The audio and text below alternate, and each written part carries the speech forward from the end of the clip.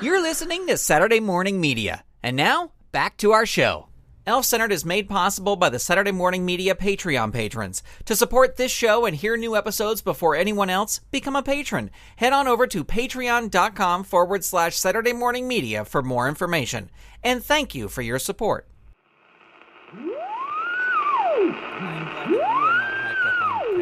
Oh, boy. But let me tell you, you were an amazing dancer at the ball. Oh, thanks. You were... Thanks. Because I had all that time where I was so activated, as I like to say, I had time to study all kinds of dance routines, and I looked up on ElfTube all these routines, and I had time to learn them because I didn't sleep at all. You were the belle of the ball. You were. Well, ladies and gentlemen, welcome to Elf-Centered. My name is Gavin. I'm Beatrice. I'm Gary. And we are so honored to be ending the year with a super special guest. Woo-hoo! We are so excited. Ladies and gentlemen, in the studio with us, the elf about town. Elf of the year! The elf of the year, Crispin. Welcome to Elf-Centered. Woo! Thank you guys so much for having me. It's really, I'm honored and very grateful to be here. Oh my gosh, we are so excited to have you after the story you went through, after the trial and tribulations you went through. Yeah. If you're just tuning in, if you did not know this story, Crispin was frozen. Yeah. In ice and snow for well over a year. Yeah. Yeah. I mean, it's exactly as you say it. I mean, and I will say that it was a very, it was a life-changing experience. I can imagine. I'm definitely a changed elf since having gone through that. Well, you look amazing. Your skin is glowing. Yes. Thank you. Well, you know how there's like cryogenics and cryo stimulation. A lot of there's like cryofacials and whatnot. Essentially, I did all of those things, but like for a year. Yeah. So it really, it does, it's very rejuvenating. A lot of athletes, they go in ice. Right. To sort of, After a workout. They shock the muscles back. Yeah, the Rockettes as well do. I don't know if you know this, but the Rockettes dance on the stage is made of, it's like some sort of metal or iron because it's on hydraulics. Mm-hmm. So it's not a wood stage. So the Rockettes, they get injured quite frequently because there's no give to the stage when they're dancing and doing their kick lines. So they do go in ice baths and they have multiple PTs. One of my cousins, she's a Rockette, so I did get a tour, and since they do, Santa is the star right of their big Christmas thing there. Yeah. So I got a backstage tour, and I gave them some tips about what it's like to work in the real North Pole since they are reenacting it. Right. They had an expert. Yeah, so I gave them some tips. And, wow, that is amazing. Fascinating. That was part of my press. I went on like a little press tour after I came out. Of the snow. I was wondering, like, are you going to turn this into a book, or is there like a movie deal? I'm in talks. I met with a publisher over at Penguin Publishing. Well, apropos. I mean, yeah. And so I'm in talks to write a book. I'm thinking of calling it, maybe The Deep Freeze or Icebound. I like that, or popsicle. Amazing. Crispin.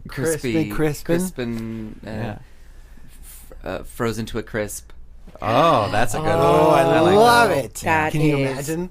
Would it be your face on the cover of the book, or would it be like an artist's rendition of your face? I think it's kind of a little. I think it's slightly garish when people have their face on the cover. Right. Like that's the selling point. I like it usually if there's more of sort of an abstract image. Yeah, because this could happen to anybody.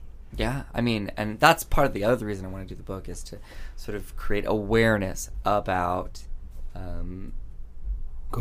potential freezing hazards. Right. So how did you get in these ice? How did you get frozen in the first place? And I think I heard your penguin was with you. Were you? I was walking Penguin, just for, potty time exercise, and some exercise. And my Penguin, Raquel, she likes to sort of wander off. Mm-hmm. And I was in the off leash Penguin area, just past what's the name of the ridge? Cornish Ridge. Ridge. Just past there, we're sort of like near the Roy Rogers caves.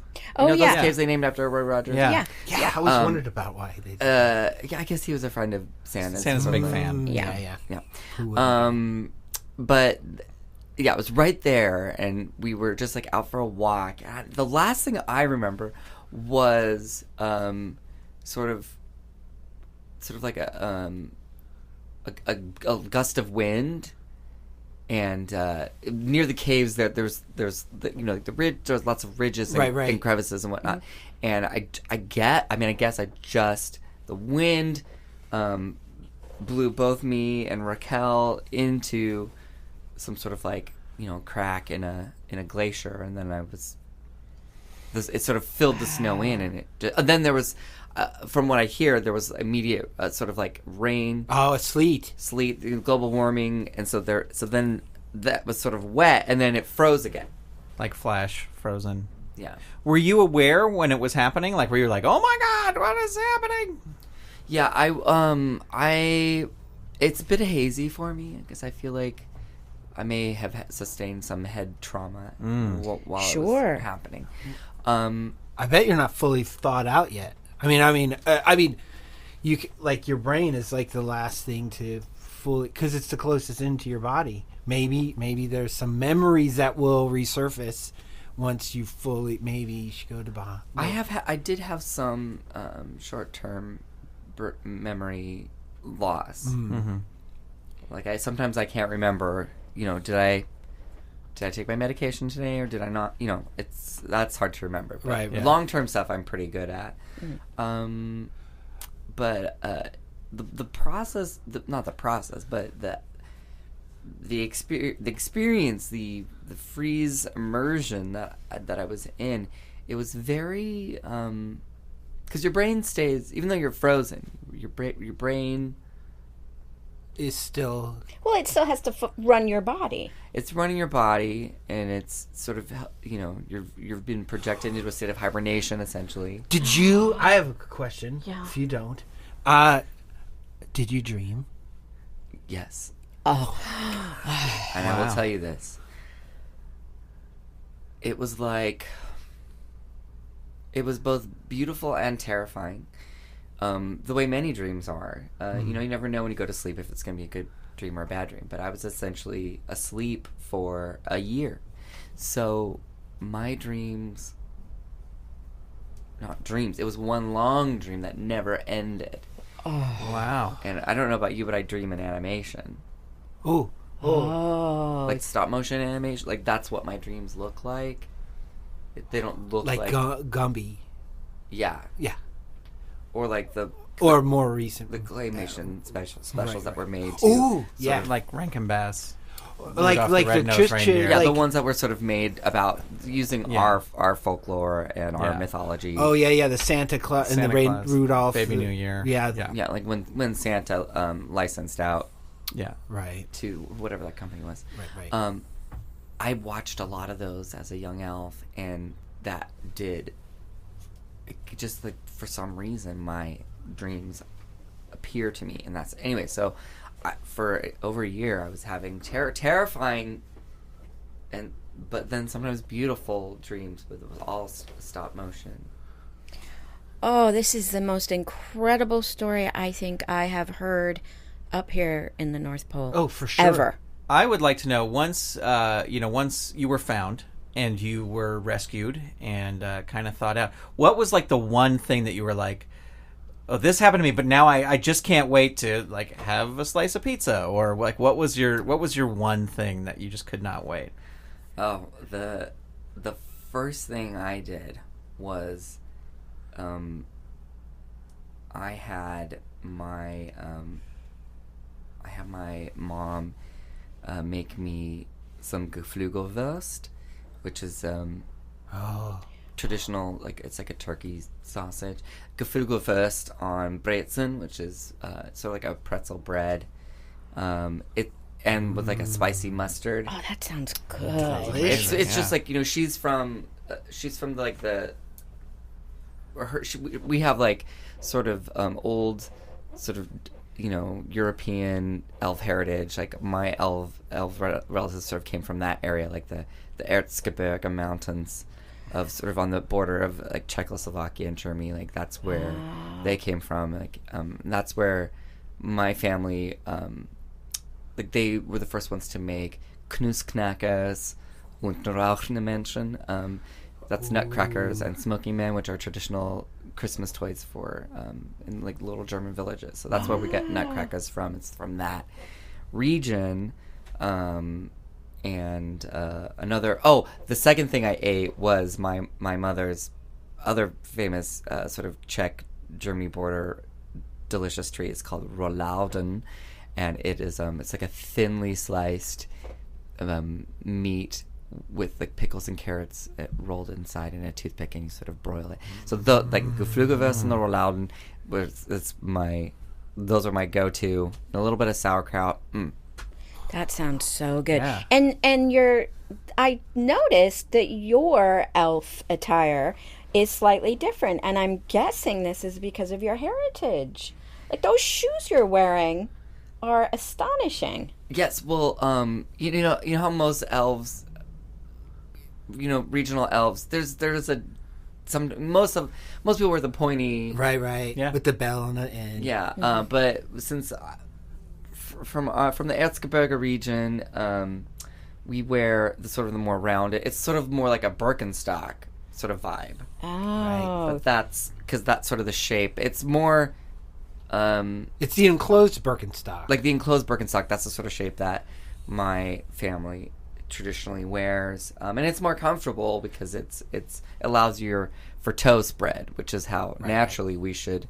None of us should be wearing shoes. At all, it's the pointy-toed shoe. It really presses all your toes in, and it can create bunions. Oh, I've seen them. Hammer Believe toes. me, I have seen more bunion and hammer toe this year. Yeah, there's this video. Talk about nightmares. Yeah, there's a video on on ElfTube that talks about the guy. They talk about how people walked before they had shoes, like in ancient times, and we are all walking incorrectly. Yeah. We are all walking incorrectly. Just our toenails too. Like walking without shoes, it wears down the toenails. Because our toenails grow at an alarming rate. Right. Did your toenails grow at an alarming rate when you were when frozen? I came out of the ice, my toenails. It was like they were creeping through the ice. Like that was the only thing, and my fingernails too. Like they were just jutting out of the ice. I wonder if that's what helped, like when the earthquake, that helped your fingernails and toenails help loosen the ice around you. Or that was a spot where where the heat got to go into the ice. From the pipeline. Yeah, well, that was the thing. Was there was a couple of my fingernails were jutting out of the ice, and it allowed a tiny bit of temperate air to make its way in, causing a crack in the ice, which then triggered the fault from the Roy Rogers caves, and then the bridges, the Bernenbegen. Yeah, and so then and then that caused the big earthquake. But I want to. We have to revisit the shoe thing. Have you been seeing a lot of people like coming in for fittings for those those shoes that have the individual toes? Yeah, and there's a little confusion. Like, should there be a bell on each toe so there would be 5? And I mean, it's a racket. That's got to be we a did nightmare. try it. We did a prototype. Noisy. And you could hear people coming from a mile away. Yeah. It was. You'd have to measure each individual toe, and for someone who doesn't like feet. Yeah, it was. Boy, it that's was. Gotta be a mess. I have had some requests, especially from the more athletic elves that like to go out jogging, and. I'm never going jogging again. No, I don't blame you. I'm not heading. How did Raquel fare? I was going to ask that too. Yeah. Raquel, she was frozen as well. Right. And she thawed out quite nicely, but she did recently pass. In the last couple weeks.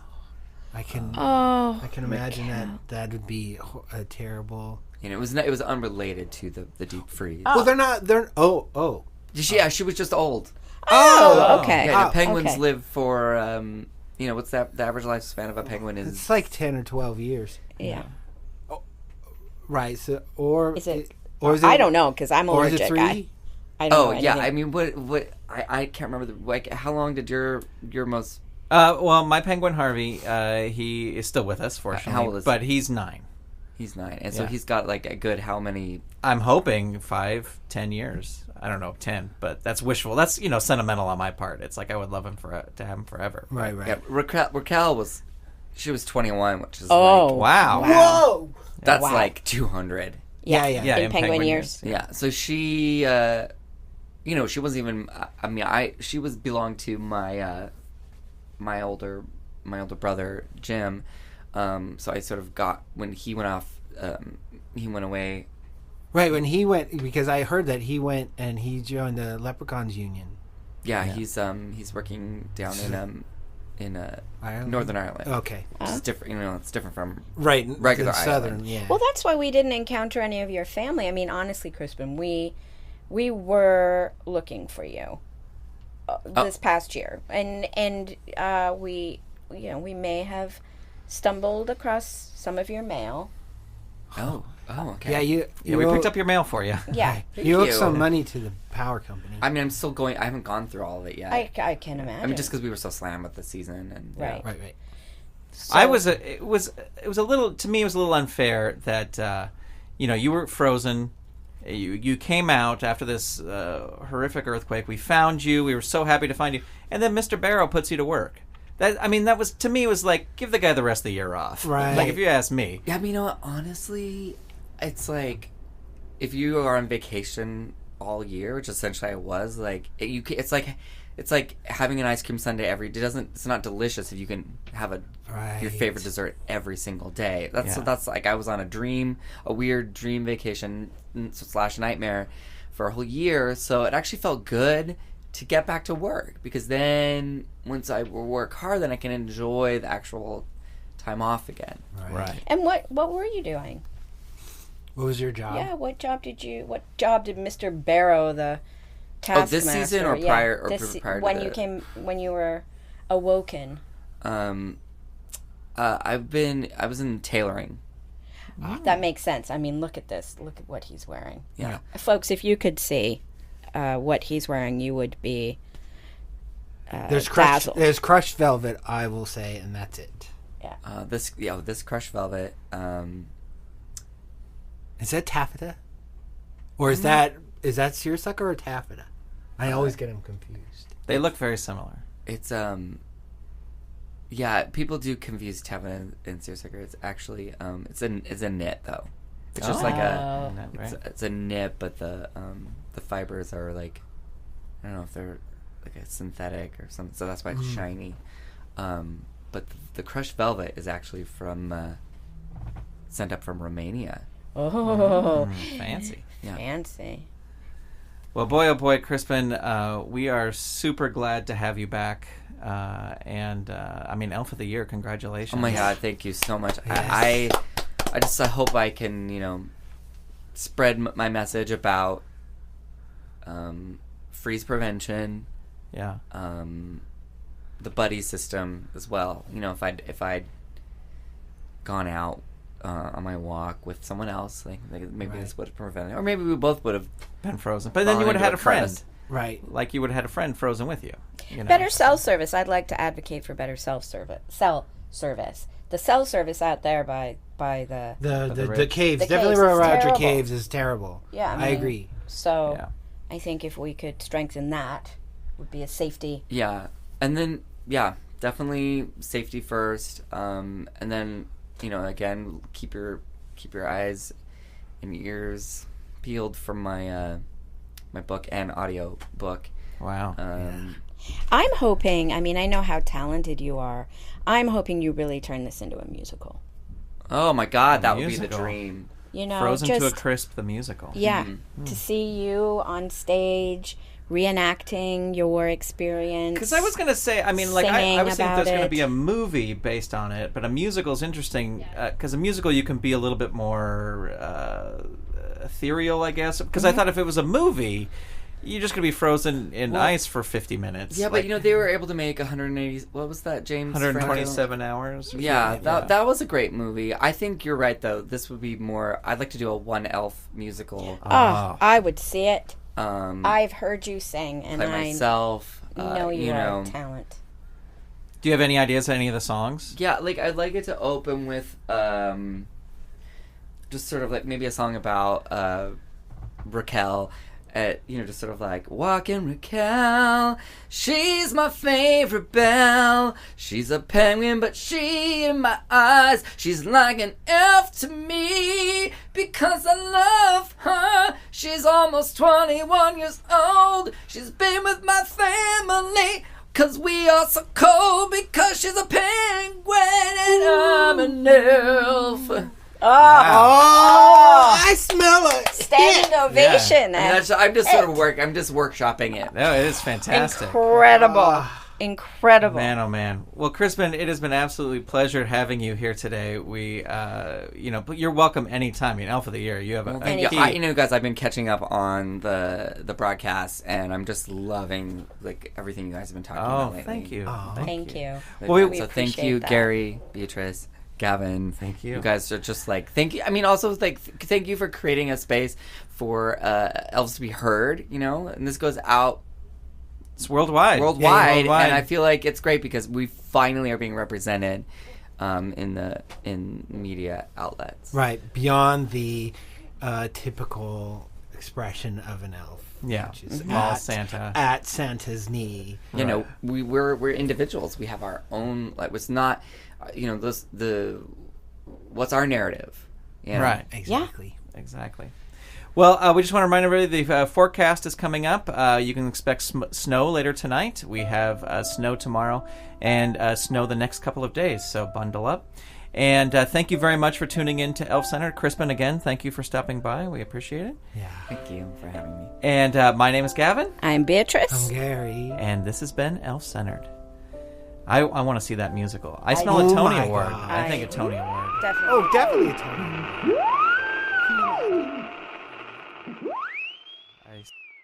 This episode of Elf Centered was completely improvised by Jayne Entwistle, Chris Sheets, Grant Baciocco, and this month's special guest, Tom Lenk, as Crispin. Connect with Tom Lenk over at www.tomlenk.com. That's TOMLENK.com. Elf Centered is a production of Saturday Morning Media and is made possible by the Saturday Morning Media Patreon patrons who've gone to patreon.com/Saturday Morning Media and set up a monthly donation for as little as $1 a month. Huge thanks to Shay Stewart, Myrn Lafferty, Jeff Peterson, Dale Gadania, Steven Staver, Jackie Klimo, Melissa Crawford, Dave Slesher of the Evil Genius Chronicles, Mike Coughlin, Dorothy Baciocco, John D., Kathy Crawford, Brian Greer, Kerry Whitney, Chuck Tomasi from the Technorama Podcast, Chris Foster, Stephen Ing, Clinton of ComedyForecast.com, Vicky DeVries, Mike Wapshall, Twitter user Butts and Gear, a.k.a. Wildcat, Eve Cunning, Mike Hamilton, Gaston Moreno, Reed Loveland, Ivan Asquith, Vanessa Whitney, Janine Lee, Peggy Etra, Kristen Hogan of Squid Friends, David Akers, Zoe Palladino, Ellen Moltari, Christopher Harris, Rachel Jackson of Vox Fabuli Puppets, Carolyn Weisner, John Petty, Rachel Hansen, Darcy Prevost, Fernando Torres, Ron McAdams, Perlicue Magic, Jason Domer, Trent Hammond, Roman and Emmett, Cora Goodall, Lee Barrett, Casino Skunk, The Misty Minute, Peter Kapesser, Night Gig Studios, Joelle Rechtfertig, and Adrian Rose Leonard. If you'd like to support this show and the other fun content from Saturday Morning Media, become a patron. Head on over to patreon.com/Saturday Morning Media and set up your monthly donation today. You can also tell a friend about the show or leave the show a review on iTunes. Thank you so much for tuning in.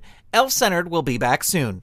Elf Centered is copyright 2017 Saturday Morning Media, Grant Baciocco, executive producer. All rights reserved. www.SaturdayMorningMedia.com. You've been listening to Saturday Morning Media. Stay tuned. We'll be right back.